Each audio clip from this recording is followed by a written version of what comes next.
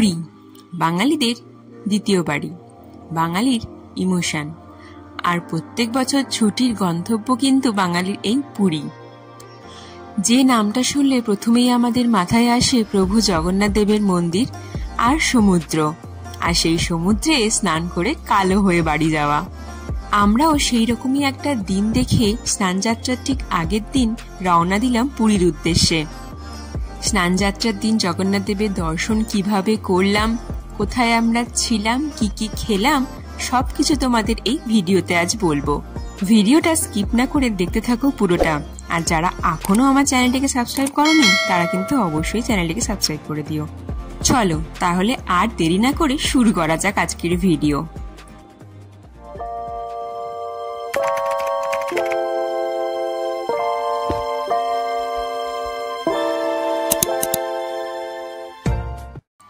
সমস্ত লাগেজ আমাদের প্যাক করা কমপ্লিট, আর আমরা এবার যাব খড়গপুর।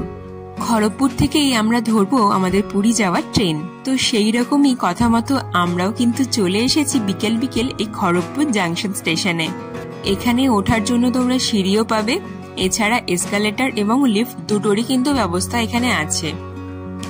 আমরা এসকালেটর দিয়ে ওভারব্রিজের উপরে এবার উঠে গেছি। এবার আমরা যাব 2 এবং 3 নম্বর প্ল্যাটফর্ম যে দিকটাতে রয়েছে সেইখানটাতে, কারণ ওয়্যার ইজ মাই ট্রেন অ্যাপটাতে দেখাচ্ছে আমাদের ট্রেন দেবে 3 নম্বর প্ল্যাটফর্মে। যদিও এটা খুব একটা বিশ্বাসযোগ্য নয়, তাও আর কি। Welcome back to my channel. তো আজকে যাচ্ছি আমরা পুরী জগন্নাথ এক্সপ্রেসে করে, আর বাকি পুরো ভিডিওটা দেখতে থাকবো, খুব এক্সাইটিং হতে চলেছে। তোমাদের জানিয়ে রাখি আমরা যাচ্ছি 18409 শ্রী জগন্নাথ এক্সপ্রেসে, যেটা শালিমার থেকে সন্ধ্যে 6:55 ছেড়ে ভোর 4:35 পুরী পৌঁছায়। খড়গপুর জাংশনে এটার টাইম রাত্রে 8:45। চলে এসেছি আমরা খড়গপুরে 2 এবং 3 নম্বর প্ল্যাটফর্মে। এখন বাজে ঘড়িতে 7:30, আর আমরাও একটা কফি কিনে খেতে খেতে অপেক্ষা করছি আমাদের ট্রেনের। ট্রেন আমাদের অনেকটাই লেট, আর সবাই আমরা বোর হচ্ছি, আর তারই মাঝে আমাদের এই ছোট সদস্যের নাচ দেখে একটুখানি সময় কাটানো আর কি। কেমন লাগলো তোমরা সবাই কিন্তু কমেন্ট করে জানিও। এখন বাজে ঘড়িতে 10টা, আর আমাদের চোখে কিন্তু ঘুম চলে এসেছে, কিন্তু ট্রেনের দেখা এখনো নেই। অবশেষে অপেক্ষার অবসান, আমাদের ট্রেন এসে পৌঁছেছে প্রায় 10:30 নাগাদ, যেটা টাইম ছিল 8:45।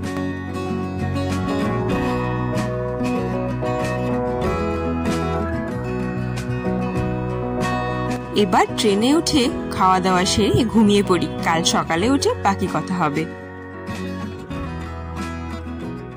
এই হলো রাত্রে আমাদের কম্পার্টমেন্টের অবস্থা। উইদাউট রিজার্ভেশনে 3rd এসি কামরায় উঠে পড়েছে। কমপ্লেন করেও কোনো সুবিধে পাওয়া যায়নি। Welcome to Orissa. আস্তে আস্তে ভোরের আলো ফুটে উঠেছে, আর আমরাও কিন্তু পুরীর কাছাকাছি চলে এসেছি। সাক্ষী গোপাল পেরিয়ে আমরা পুরী ঢুকছি, আর দেখো সূর্যের আলো কিন্তু খুব ভালোভাবে ফুটে গেছে, আর প্রখর তাপ কিন্তু এখনই। ভালো ঘুম হয়েছে। এখন বাজে ভোর 5:30 প্রায়, আর আমাদের ট্রেন এসে পৌঁছেছে পুরী স্টেশনের 2 নম্বর প্ল্যাটফর্মে। এবার আমরা স্টেশনের বাইরে যাব এবং সেখান থেকে একটা অটো ভাড়া করে যাব আমাদের হোটেলে। এই যে এইদিকে হলো মা, অপোজিটে হলো বাবা, আর আমাদের সামনে রয়েছে আমাদের ছোট সদস্য। স্টেশনের বাইরে একটা চায়ের দোকান থেকে আমরা চা খেলাম, বেশ ভালো ছিল কিন্তু চাটা। এবার আমরা এখান থেকে একটা অটো ভাড়া করব। দরদাম করে আমরা উঠে বসলাম অটোতে। এখন যেহেতু স্নানযাত্রার সময়, তাই সবকিছুরই কিন্তু দামটা একটু বেশি। স্টেশন থেকে স্বর্গদ্বারের ডিস্টেন্স বেশি না হলেও অটো আমাদের বলেছিল 200 টাকা, কিন্তু আমরা সেটা দরদাম করে 150 টাকাতে নামিয়ে আনি।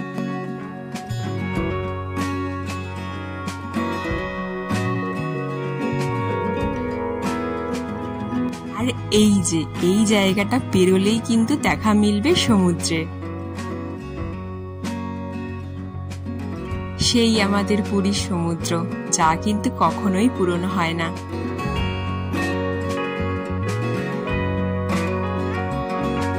চলে এসেছি আমরা হোটেলের কাছে। এই যে এই দিকটা হলো বাঙালি বাজার যাওয়ার রাস্তা, ওখান থেকে সোজা এলেই কিন্তু পড়বে আমাদের হোটেল সাই নিবাস গেস্ট হাউস।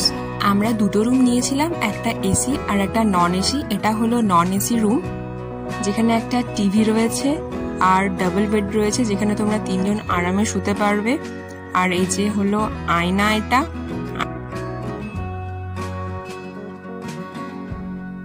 আর এই দিকে সোজা গেলে হলো ব্যালকনি। ব্যালকনি থেকে ঠিক এইরকম ভিউ তোমরা পাবে।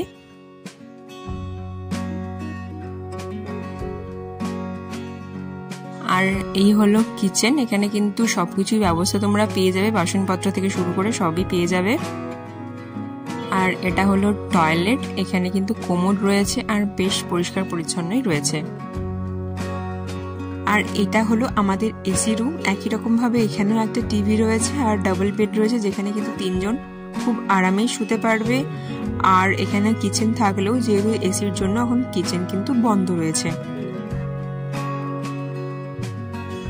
এদিকে দেখো রয়েছে ব্যালকনি, সেম সাইডেই রয়েছে, একই রকম ভিউ পাবে এখান থেকে।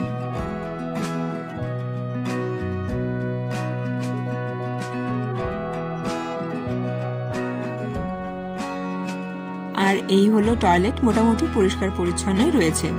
আমাদের এসি রুমের ভাড়া পড়েছিল 1200 টাকা এবং নন এসি রুমের ভাড়া পড়েছিল 800 টাকা সিজন টাইমে। এরপর কিছুক্ষণ আমরা রেস্ট করে চলে আসি সমুদ্রের কাছে। বেশিক্ষণ আর রুমে থাকতে পারছিলাম না, এবার সমুদ্র আমাদেরকে ডাকছিল।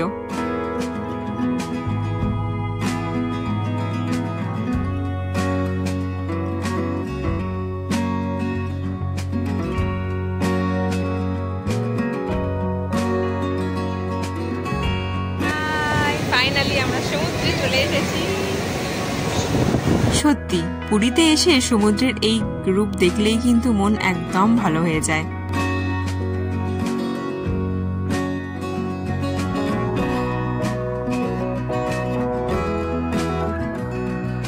আর এখন যেহেতু মর্নিং টাইম, তো অনেকেই এখানে স্নান করছে দেখো।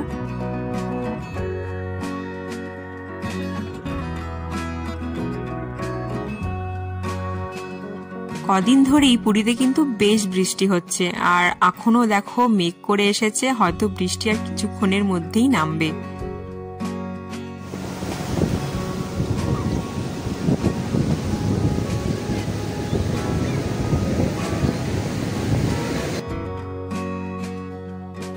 তাই আমরা দেরি না করে রুমে ফিরে গিয়ে এবার রেডি হয়ে আমরা যাব জগন্নাথ মন্দিরের কাছে।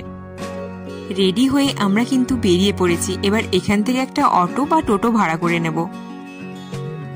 এখন যেহেতু স্নানযাত্রার সময়, তাই অটো বা টোটো কিন্তু একদম মন্দিরের কাছ পর্যন্ত যাবে না, তার অনেকটা আগেই আমাদেরকে নামিয়ে দিয়েছে। আর সেখান থেকে আমরা এবার হেঁটে হেঁটে যাব।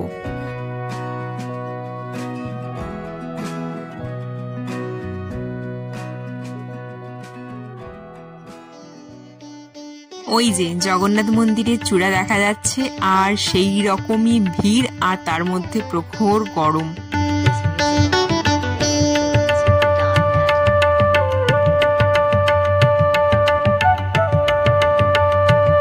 চলে এসেছি আমরা জগন্নাথ মন্দিরের একদম কাছে।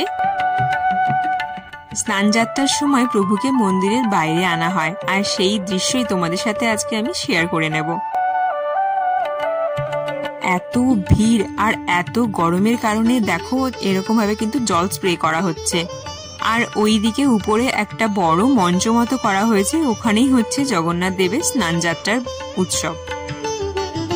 জানি না তোমাদেরকে আমি কতটা দেখাতে পারছি বা তোমরা কতটা বুঝতে পারছো, তাও চেষ্টা করছি জুম করে যদি তোমাদের কিছুটা হলেও দেখানো যায়। আর এই যে প্রভু জগন্নাথ, সবাই বলো জয় জগন্নাথ।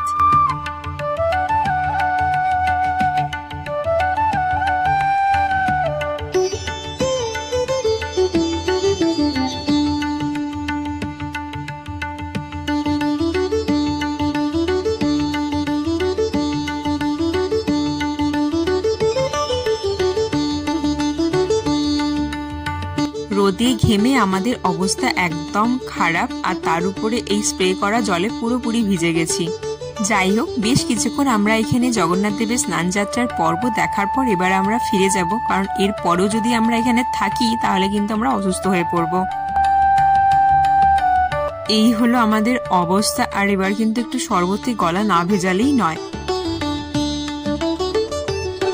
সামনেই একটা লেবু শরবতের দোকান থেকে শরবত কিনে গলা ভিজিয়ে নিলাম। বাকি কথা সন্ধেবেলায় হবে। সন্ধে হতেই আমরা চলে এসেছিলাম বিচ মার্কেটে। আজ স্নান পূর্ণিমা বলে চাঁদটা দেখো কত সুন্দর উঠেছে উজ্জ্বল হয়ে, আর সেই রকমই চলছে ঢেউয়ের খেলা।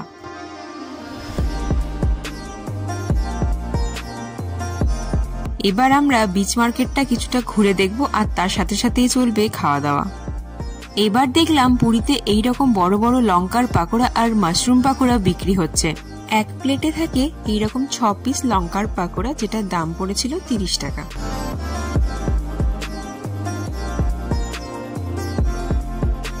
ভাজা হচ্ছে আমাদের জন্য গরম গরম লঙ্কার পাকোড়া।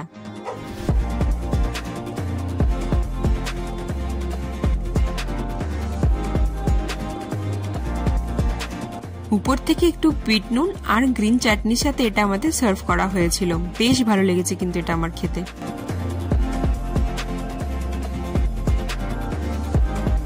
এবার বিচ মার্কেটটা একটু ঘুরে দেখি চলো। প্রথমেই চোখে পড়লো এরকম পার্ল জুয়েলারির একটা দোকান। প্রচুর দেখতে পাবে এরকম দোকান তোমরা এখানে। দামও মোটামুটি রিজনেবল রয়েছে। এরকম শঙ্খের কাজ করা হোম ডেকোর প্রোডাক্ট, এগুলো কিন্তু অনেকেই বাড়িতে নিয়ে যান বাড়ি সাজানোর জন্য।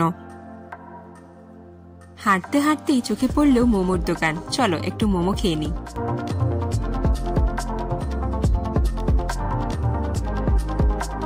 চলে এসেছে আমাদের হাতে ফ্রাইড মোমো, যেটা 6 পিসের দাম নিয়েছিল 50 টাকা। এইরকম সমুদ্রের ঢেউ দেখতে দেখতে এক প্লেট মোমো তো খাওয়াই যায়।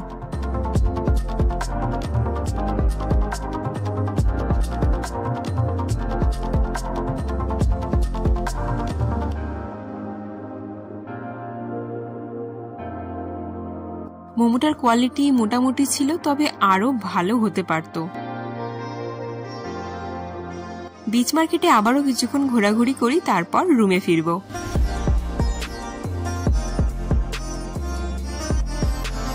আর তোমরা দেখতে পাবে এখানে কিন্তু প্রচুর অ্যালুমিনিয়াম বাসনপত্রের দোকান রয়েছে।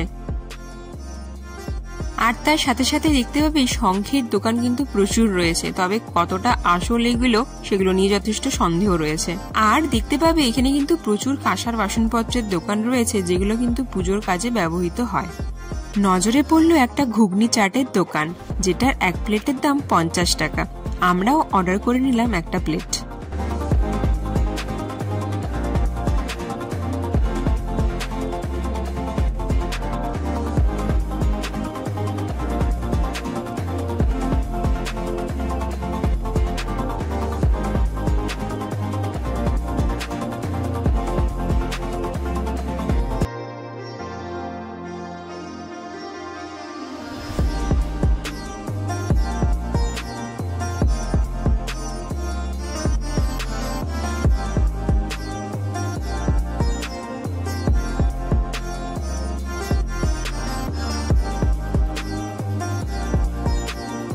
এটা আমার খেতে কিন্তু বেশ টেস্টি লেগেছে। না, রাত কিন্তু অনেকটাই হলো, এবার রুমে ফেরা যাক। এই ছিল পুরীতে আমাদের প্রথম দিন। আজকের ভিডিও যদি তোমাদের ভালো লেগে থাকে তাহলে অবশ্যই একটা লাইক এবং কমেন্ট করে আমাকে জানিও, আর চ্যানেলটিকে একটা সাবস্ক্রাইব করে দিও। দেখা হচ্ছে খুব তাড়াতাড়ি। আজকের মতো টাটা।